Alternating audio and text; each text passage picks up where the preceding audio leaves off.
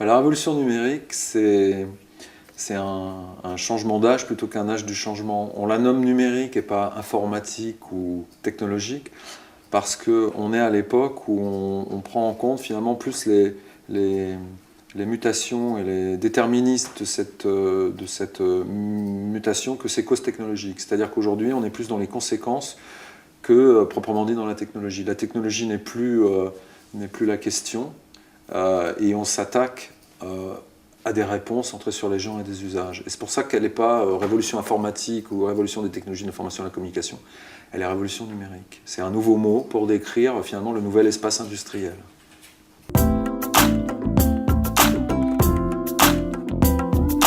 Alors, l'impact numéro un, c'est que le numérique et donc le logiciel s'attaque à peu près à tout.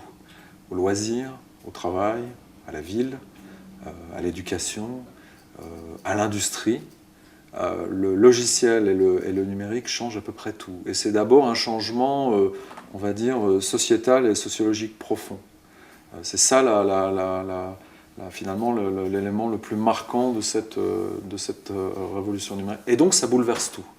Ça change la manière dont on fait les choses, ça transporte la valeur, ça transforme la valeur, ça change les produits, ça change la notion de service, ça change les objets, ça change à peu près tout. Ça change les business models aussi.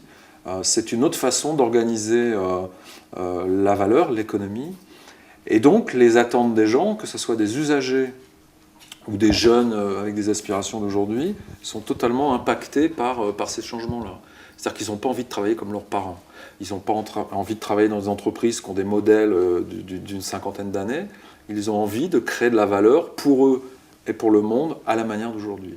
Ça, c'est vraiment quelque chose d'extrêmement important à comprendre.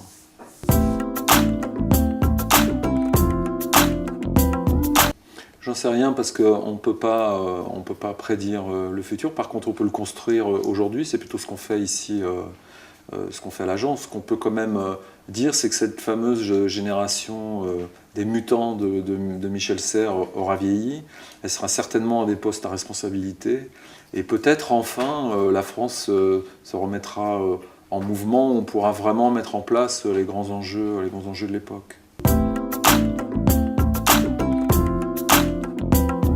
C'est un axe riche et complexe. C'est une question, si la ville européenne, dont les villes françaises sont le modèle, est bâtie autour de l'espace public, quels seront les espaces publics numériques? C'est-à-dire comment on va faire des espaces serviciels, technologiques, qui vont permettre de faire cohabiter des usages de personnes, la création de valeur par des sociétés, sans privatiser en quelque sorte cet espace public numérique. Donc ces plateformes qui vont permettre de faire cohabiter, si je prends des métaphores, des bus, des vélos, des gens qui courent, des gens qui vont vous livrer des pizzas, comment on va organiser tout ça? C'est-à-dire comment on va faire qu'on puisse partager cet espace public pour faire qu'il soit réellement au service de la ville. Donc c'est une question d'urbanisme avec les technologies. C'est la question d'interconnexion de fils de services hétérogènes relevant de sociétés qui opèrent dans la ville historique, et comment on oriente ça au service du citoyen et des gens qui sont dans la ville. Ça, je crois que c'est l'enjeu capital, qui est un petit peu plus complexe que simplement les services, l'open data et toutes ces espèces d'hystérie du moment. Il va falloir créer des cohabitations nouvelles dans des espaces complexes à comprendre, dans lesquels on doit convoquer les architectes et les urbanistes. Ça, c'est vraiment important, je crois.